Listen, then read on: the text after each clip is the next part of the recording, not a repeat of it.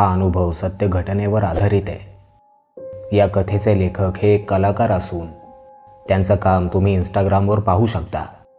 त्याची लिंक मी डिस्क्रिप्शनमध्ये दिली आहे। तरी आपण या चॅनलवर नवीन असाल तर चॅनलला सबस्क्राईब करायला विसरू नका। सदर कथा मी माझ्यासोबत घडलेल्या अनुभवावरून सांगतोय।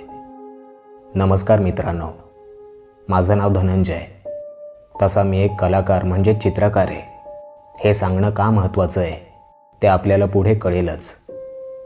तर ही घटना मी व माझ्या 2 मित्रांसोबत घडली होती, ज्यातला एक माझ्या आत्याचा मुलगा, त्याचं नाव विशाल, आणि माझा दुसरा मित्र ज्याचं नाव संभाजी होतं। संभाजी आणि मी सोबत राहायचो आणि एकाच कॉलेजमध्ये शिकायला होतो। एकदा सुट्ट्यांमध्ये कुठेतरी फिरायला जाऊया असं आम्ही ठरवलं। आमच्यामध्ये जास्त फिरायचा अनुभव विशालला म्हणजे माझ्या आत्याच्या मुलाला होता।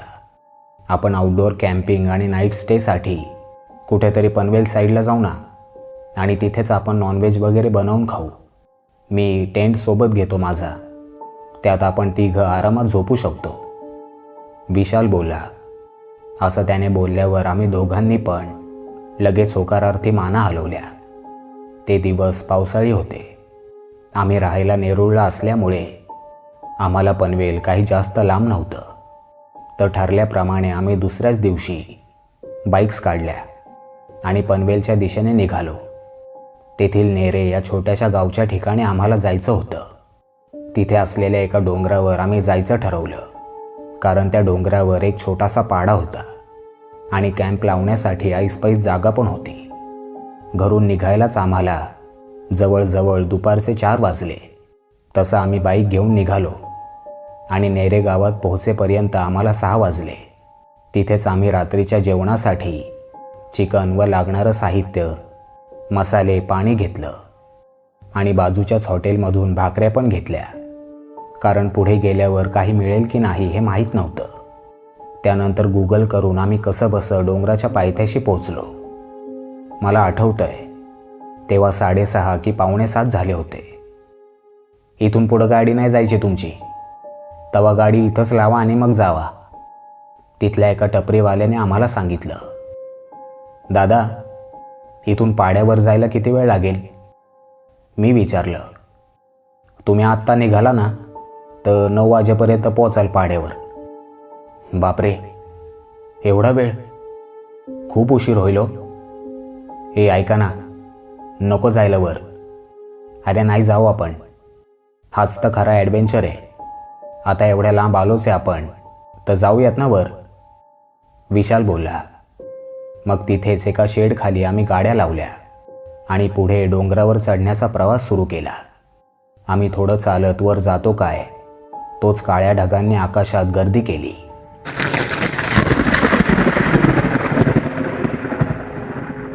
पाऊस सुरू झाला। काही क्षणातच आम्ही 3 पण ओलेचिंब झालो।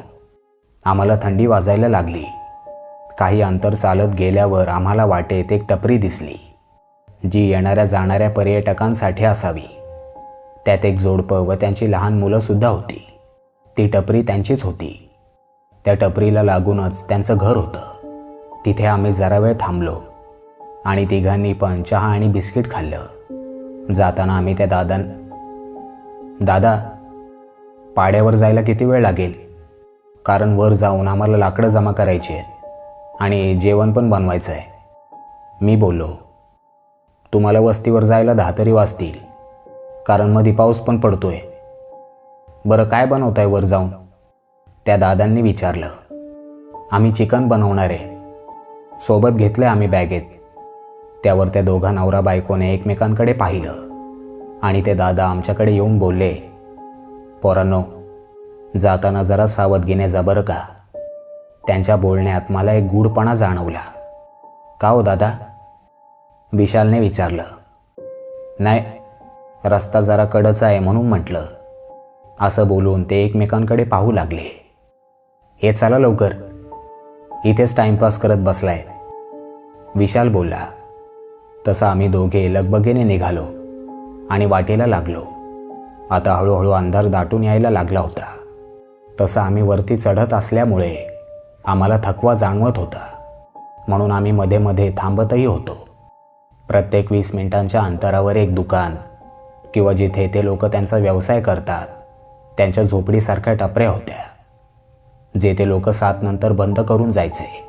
आम्ही हळूहळू वर चाललो होतो. आता रस्ता थोडा विरळ होऊन हलकीशी पायवाट सुरू झाली होती. आजूबाजूला दाट झाडी व जंगल होतं. आम्ही तिघे त्या झाडांमधून चालत होतो. त्यात संभाजी आणि विशाल यांच्या गप्पा चालू होत्या. मी मात्र संपूर्ण वातावरणाचा अंदाज घेत पुढे चाललो होतो. त्या झाडांमध्ये फांद्यांचे चित्रविचित्र आकार दिसत होते. जणू काही ते आम्हाला बघून जाणून बुजून हात हलवतायत, आम्हाला बोलवतायत. आणि सुरुवातीला म्हटल्याप्रमाणे मी चित्रकार असल्यामुळे ते पाहून मला नाही ते व्हिज्युअल होत होतं. कारण सामान्य माणसापेक्षा चित्रकार हा खूप काही जास्त व्हिज्युअलाइज करू शकतो. असो, त्यात पावसाची रिमझिम चालूच होती. आता या क्षणाला मिट्ट काळोखाचं साम्राज्य चोहीकडे पसरलं होतं. आमच्याकडे टॉर्च नसल्यामुळे मोबाईलच्या फ्लॅशच्या उजेडामध्ये पाड्याच्या दिशेने आम्ही चाललो होतो. आता आमचा रांगडा गडी म्हणजेच संभाजी हा सर्वांमध्ये पुढे होता. त्याच्या पाठीमागे मी व धीट व्यक्ती म्हणजे विशाल हा माझ्या मागे होता. चालत असताना रातकिड्यांची किरकिर कानावर पडत होती. आता त्यातच अचानकपणे एक वेगळा गुरगुरल्याचा आवाज कानावर आला. तोच सगळीकडे शांतता पसरली. तो आवाज कशाचा होता हे नक्की माहीत नाही, परंतु तो कुठल्या जनावराचा वाटत नव्हता. तो आवाज ऐकल्यावर आम्ही शांत झालो आणि इकडे तिकडे पाहायला लागलो. जी आत्तापर्यंत रातकिड्यांची किरकिर चालू होती ती अचानकपणे बंद झाली आणि सगळीकडे भयान शांतता पसरली. तेवढ्यात ते जाणवल्यावर आम्ही तिघे पण घाबरलो. अरे काहीतरी जनावर असेल, चला पुढे, विशाल बोलला. पण तसा तोही घाबरला होता. आता पाऊसही थांबला होता. आम्ही पुढे जाताच एक झोपडी वाटेत लागली. तिथे आम्ही थोडा वेळ थांबलो. ती झोपडी इतर झोपड्यांप्रमाणे नव्हती. त्या झोपडीपुढे एक ओसाड अशी जागा होती आणि ती झोपडी चारही बाजूंनी झाडांनी वेढलेली होती. त्या झोपडीला लागूनच एक शेड होतं. त्या खाली आम्ही बसलो आणि पाणी प्यायलो. त्यानंतर परत अचानक आम्हाला तोच गुरगुरण्याचा आवाज आला. तसे आम्ही तिघे पण थबकलो आणि एकमेकांकडे पाहू लागलो. कोणीतरी होतं जे दिसत नव्हतं, पण आमच्यावर नजर रोखून होतं. कोण आहे रे तिकडे, संभाजी बोलला. तसं विशालने संभाजीला शांत बसायला सांगितलं आणि मोबाईलचा फ्लॅश बंद करायला सांगितला. आम्ही फ्लॅश बंद केल्यावर सगळीकडे भयंकर काळोख पसरला. त्या अंधारात आम्हाला एकमेकांचे चेहरे सुद्धा दिसत नव्हते. त्यातच तो आवाज पुन्हा जोरात आला. तेव्हा मात्र आमच्या तोंडचं पाणी पळालं. आम्ही लगेच तिकडून पाड्याच्या दिशेला पळ काढला. मागे इकडे तिकडे पाहत आम्ही वेगाने चालत होतो. असं वाटत होतं की आत्ता कुठून कोणत्या झुडपातून काही येतंय आणि आमच्यावर झडप घालतंय की काय. आम्ही तिघे पण घाबरलो होतो. त्यामुळे आम्ही अंधारात कोणत्या रस्त्याला चाललोय याचा आम्हाला काही भान नव्हतं. या सगळ्यामध्ये आम्ही वस्तीवर जायचा मार्ग सोडून भलतीकडेच गेलो. जिथे खूप पुढे गेल्यावर आम्ही जरा वेळ थांबलो, शांत झालो. भानावर आल्यावर आम्हाला समजलं की आम्ही रस्ता चुकलोय. कारण त्या ठिकाणी पुढे एक धबधबा होता. त्या धबधब्याच्या पाण्याचा खूप मोठा आवाज येत होता. आता आम्ही खूप वर आलो होतो. तो रस्ता खूपच कडेचा होता, जिथून संपूर्ण जंगल अंधुकसं दिसत होतं. चंद्रोदय न झाल्यामुळे अजूनही चोहीकडे मिट्ट काळोख होता. रस्ता चुकल्यामुळे मला खूप टेन्शन आलं होतं. बोललो होतो ना तुम्हाला मी, नको वर जायला. आता काय करायचं, मी बोललो. अरे धनू, तू घाबरू नको राव, हे जंगल आहे, इथं अशा गोष्टी होतच असतात. चला रस्ता शोधू आपण पुढचा, संभाजी बोलला. नाही तर काय, बरोबर बोलतोय संभाजी, चला पुढे जाऊयात आपण, विशाल त्याला दुजोरा देत बोलला. आणि दोघांनी पण माझ्या खांद्यावर हात टाकले. तसे आम्ही पुढे निघालो. मला माहिती होतं की मी जास्त घाबरू नये म्हणून ते मला धीर देत आहेत. वास्तविक पाहता ते पण चांगलेच घाबरले होते. आम्ही पुढे धबधब्याजवळ गेलो. आणि वर जायला रस्ता शोधू लागलो. आम्ही खडकावर खूप सावधपणे उभे होतो, कारण ते खडक ओले व त्याच्यावर शेवाळ जमा झाल्यामुळे ते खूप गुळगुळीत झाले होते. संभाजी पुढे एका खडकावर जाऊन रस्ता पाहू लागला.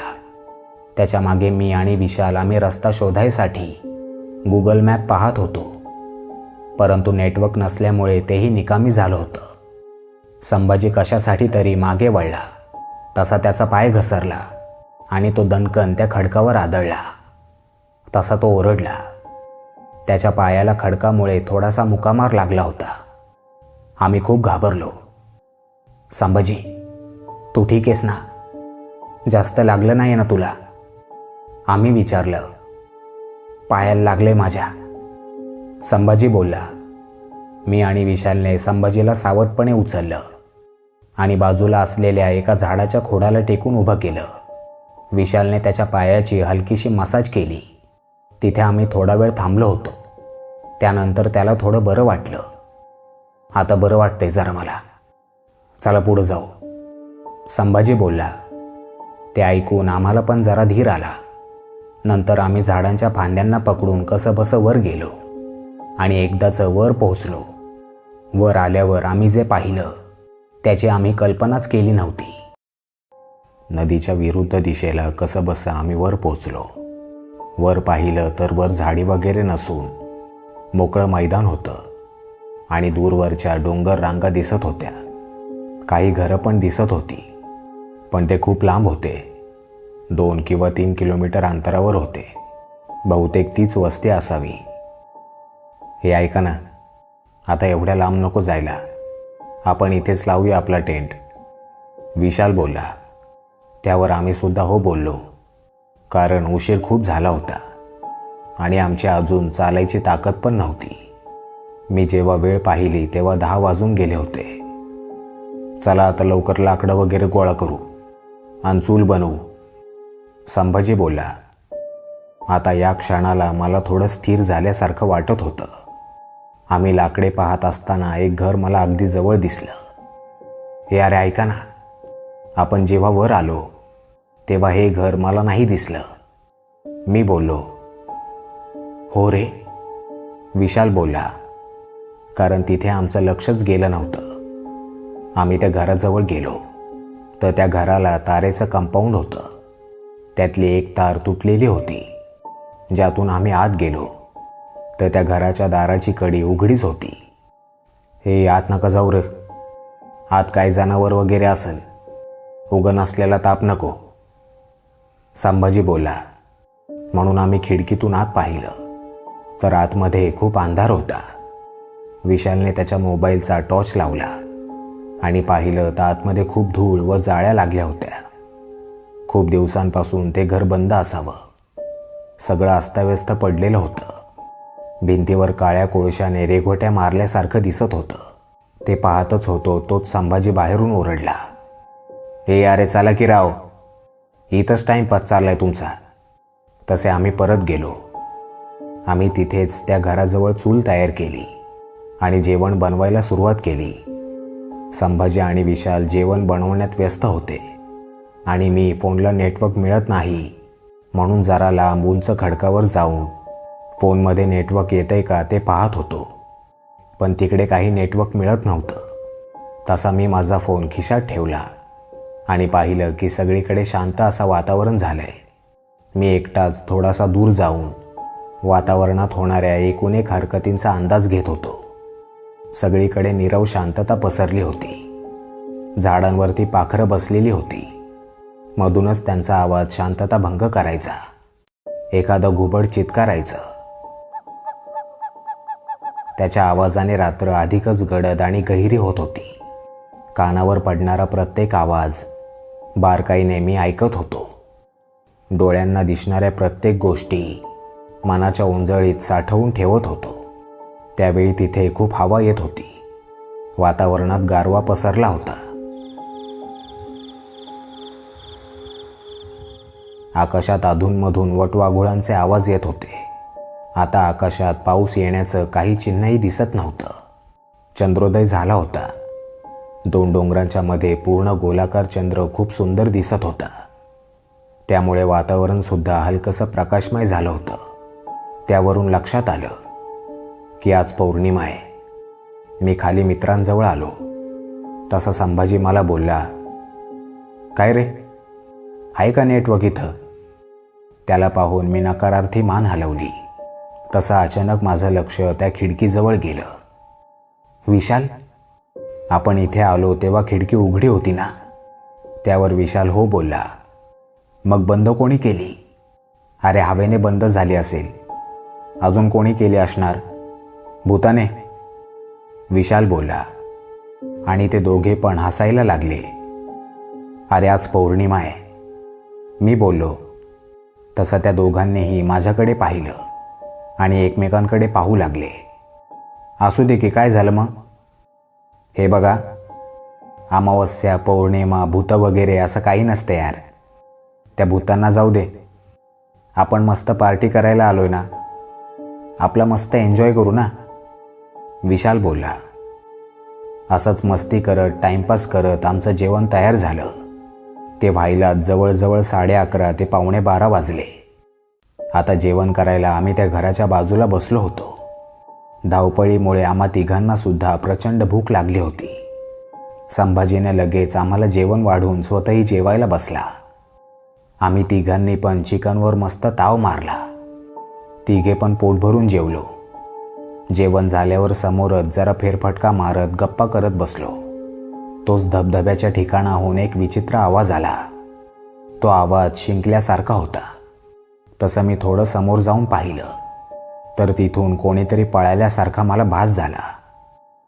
काय नाही, पक्षी वगैरे असेल, तू ये इकडं, मागून या दोघांनी आवाज दिला.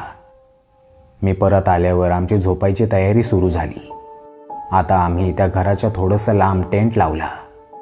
विशाल टेंट बरोबर लागलाय की नाही याची खात्री करत होता. संभाजी पण तिथेच उभा होता. संभाजीला त्या घराच्या पाठीमागून कोणीतरी डोकावून आम्हाला पाहतंय असा भास झाला. तसा तो एकटा पटापट चालत त्या दिशेला गेला. ते जे काही होतं ते पटकन भिंतीच्या आड गेलं. बहुतेक संभाजीच्या येण्याची चाहूल त्याला लागली असावी. संभाजी तिकडे जाऊन शोधू लागला, पण तिथे कोणी नव्हतं. मग तो परत आला. का रे, का गेलेलास तिकडे? विशालने विचारलं. नाही, काय नाही, मला वाटलं कोणतरी बघतंय आपल्याला तिकडून, संभाजी बोलला. ती गोष्ट इग्नोर करून नंतर आम्ही झोपायच्या तयारीला लागलो. तिघे पण टेंटमध्ये शिरलो. बॅग्ज आत घेतल्या. टेंटची चैन आतून विशालने लावून घेतली. आम्ही तिघांनी लगेच आत अंथरूण टाकलं आणि त्यावर झोपी गेलो. खाली खडबडीत जमीन व खडक असल्यामुळे ते पाठीला जरा टोचत होतं. माझ्या उजव्या बाजूला विशाल आणि डाव्या बाजूला संभाजी झोपला होता. अचानक विशालला आठवलं, आम्ही येताना जेवणासोबत खायला काकड्या घेतल्या होत्या, पण जेवताना नेमकं त्या काढायच्या विसरलो. तशा त्या काकड्या विशाल खात बसला आणि संभाजी माझ्या बाजूला पडल्या पडल्या फोनमध्ये काहीतरी करत होता. मला मात्र थकल्यामुळे खूप झोप येत होती, म्हणून मी आपला डोळे बंद करून निवांत पडलो होतो. आता खूप वेळ झाला होता. जवळजवळ 1-1:30 वाजला असेल. बघता बघता हे दोघं पण झोपी गेले. रात्र मुंगीच्या पावलाने चढत होती. आम्ही तिघे पण गाढ झोपेत असतानाच आमच्या जवळच असलेल्या झाडावर एक घुबड येऊन बसलं. त्याच्या आवाजाने आम्हाला जाग आली. ते खूप भयंकर आवाज काढत होतं. जणू त्याला आम्हाला काहीतरी सांगायचंय. आम्ही तिघे पण जागे झालो, परंतु अंथरुणावरच पडून होतो. वातावरण खूप गूढ वाटत होतं. थंडीसुद्धा खूप वाढली होती. वातावरणात अचानकपणे असे बदल झाल्यामुळे आम्ही पण सतर्क झालो होतो. पडल्या पडल्या एकमेकांकडे पाहत इशाऱ्यानेच हातवारे करत होतो की हे नेमकं काय होतंय. विशाल आम्हाला इशाऱ्याने शांत बसायला सांगत होता. बाहेर काहीतरी हालचाल होत होती. असं वाटत होतं कोणीतरी आमच्या जवळ येतंय आणि परत मागे जातंय. त्यानंतर अचानक काठीने झाडाच्या खोडावर कोणीतरी मारत असल्याचा आवाज 3-4 वेळा झाला. आता आम्हाला कळून चुकलं की नक्कीच बाहेर कोणीतरी आहे. तसा विशाल जागेवरून उठला आणि बाहेर काही दिसतंय का ते पाहू लागला. पण त्या टेंटमधून बाहेर काही दिसत नव्हतं. आता काय करायचं? आम्ही तिघे पण विचारात पडलो. काय असेल तिथं? मी विचारलं. काय नाही रे, जनावर असेल एखादं, संभाजी बोलला. काही वेळ असाच गेला. सगळीकडे शांतता पसरली होती. मी टेंटची चेन खोलून बाहेर बघतो काय ते, विशाल बोलला आणि त्याने बाहेर डोकावून इकडे तिकडे पाहिलं. बाहेर कोणी नव्हतं. आम्ही परत विचार करत बसलो. खूप वेळ आम्ही जागेच होतो. मला डुलकी लागत होती. धनू तू झोप, घाबरू नको, आम्ही आहोत ना, विशाल बोलला. यार आपण इकडे नव्हतं यायला पाहिजे, मी बोललो. जाऊ दे आता, झोपून घेऊ, सकाळी बघू काय ते, संभाजी बोलला. तसे आम्ही परत अंथरुणावर पडलो. मला डोळा लागतो न लागतो तसा मी दचकून जागा झालो.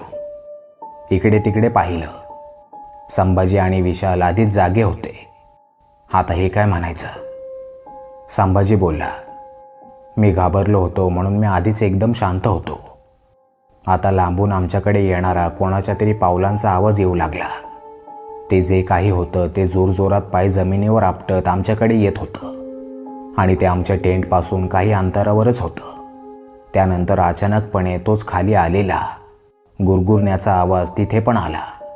ते ऐकून आमच्या तिघांचेही धाबे दणाणले. माझ्या तर हृदयाचे ठोकेच वाढले. हा विचित्र आवाज परत आला म्हणजे काहीतरी अघटित घडणार की काय, असं माझ्या मनात आलं. अरे हा आवाज तर खाली पण येत होता, विशाल बोलला. आम्ही तिघे सुद्धा एकमेकांचा हात धरून जागेवरच पडून होतो. मगाशी ओरडण्याचा आवाज तर बाईचा होता, पण हे कोणी माणूस आहे की जनावर नक्की माहीत नाही. पण ते आमच्या अगदी जवळ येऊन उभं राहिलं होतं. तसा उबट वास सगळीकडे पसरला. त्या वासाने श्वास कोंडल्यासारखं व्हायला लागलं. त्यामध्ये तो खूप विचित्र आवाज होता. गुरगुर आवाज करून मध्येच तो हू हू असा आवाज बाहेर आमच्या टेंटच्या अवतीभोवती गिरक्या मारत होतं. ते जे काही होतं ते आमच्या टेंटच्या अवतीभोवती गिरक्या मारत होतं. अचानक आतून आम्हाला जाणवलं की त्याने टेंटला स्पर्श केला आणि टेंटला स्पर्श केल्यावर ते खूप जोरात ओरडलं आणि लांब पळून गेलं. माहीत नाही का, बहुतेक ते कशाला तरी घाबरलं होतं. परंतु ते आमच्याकडे धावत यायचं आणि झडप घालायचं आणि मग मागे पळून जायचं. असं वाटत होतं की आत्ता ते टेंट फाडून आत येतंय की काय. मी माझे दोन्ही कान हाताने दाबून धरले होते आणि गप्प पडून होतो. त्याचा तो घोगरा आवाज आमच्या वरून तर कधी आजूबाजूने यायचा. आम्ही तिघे पण अंगावर पांघरून घेऊन आत गप्प पडून होतो आणि प्रचंड घाबरलो होतो. एवढ्या थंडीतही आम्हाला घाम फुटला होता. काय करावं काही कळत नव्हतं.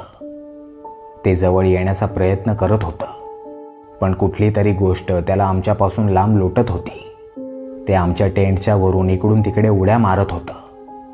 आतून आम्हाला त्याची उडी मारून इकडे तिकडे गेल्याचा आवाजही येत होता. त्याचा आवाज परत आला, पण यावेळी लांबूनच, आणि बाजूला असलेल्या झाडावर काही घासल्याचा आवाज येऊ लागला. बहुतेक ते नखं त्या झाडाच्या खोडावर घासत होतं. काही वेळाने ते पुन्हा ओरडू लागलं आणि ओरडतच निघून गेलं. तसा त्याचा आवाजही कमी कमी होत नाहीसा झाला. आता बराच वेळ झाला बाहेर काहीच हालचाल होत नव्हती.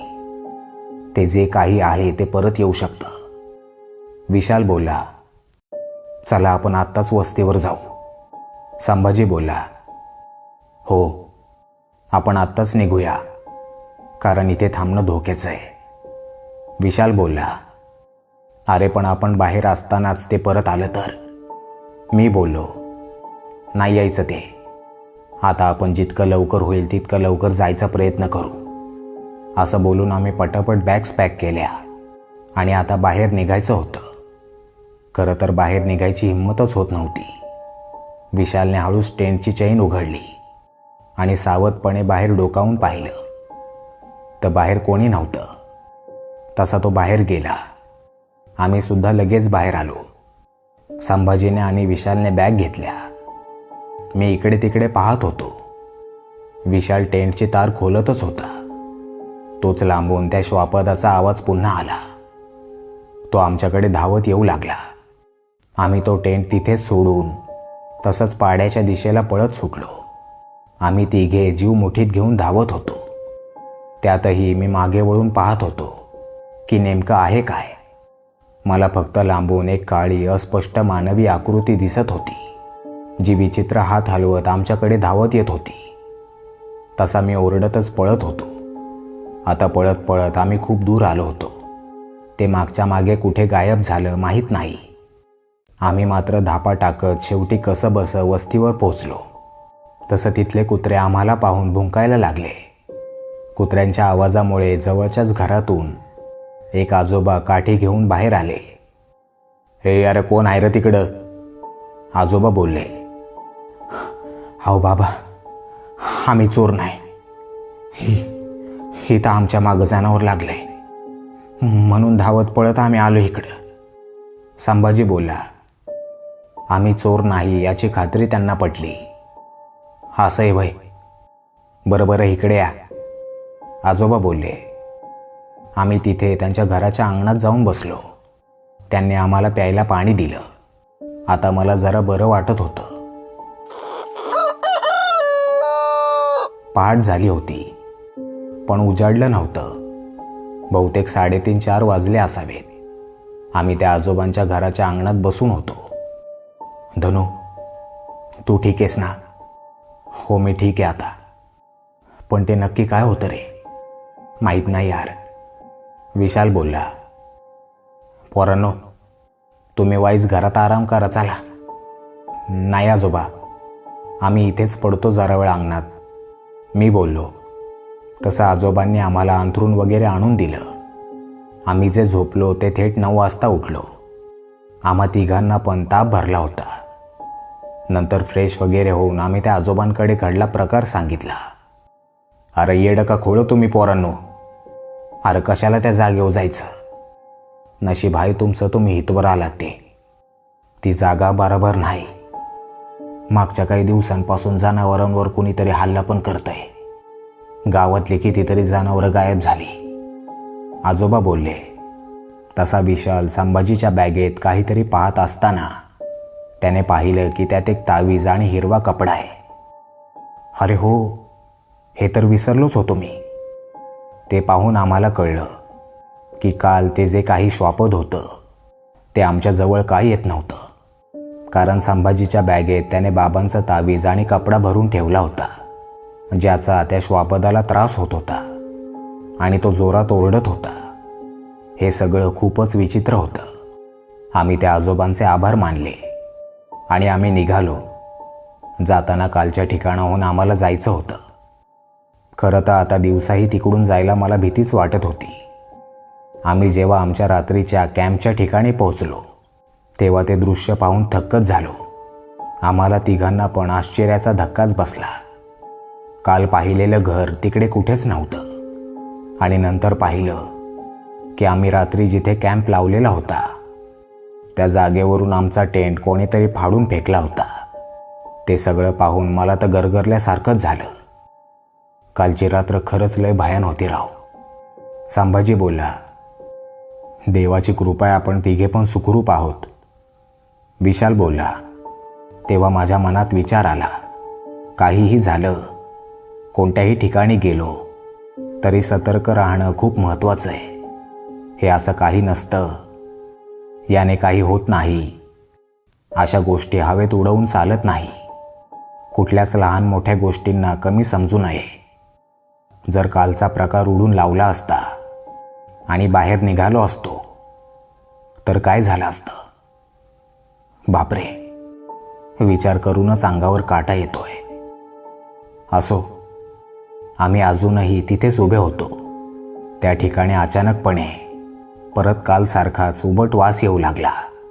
तशी आम्ही आमच्या घराकडे धूम ठोकली. कथा आवडली असेल तर व्हिडिओला लाईक आणि शेअर करायला विसरू नका. आपले काही असे अनुभव असतील, काही कथा असतील तर आपण आम्हाला ईमेल करू शकता.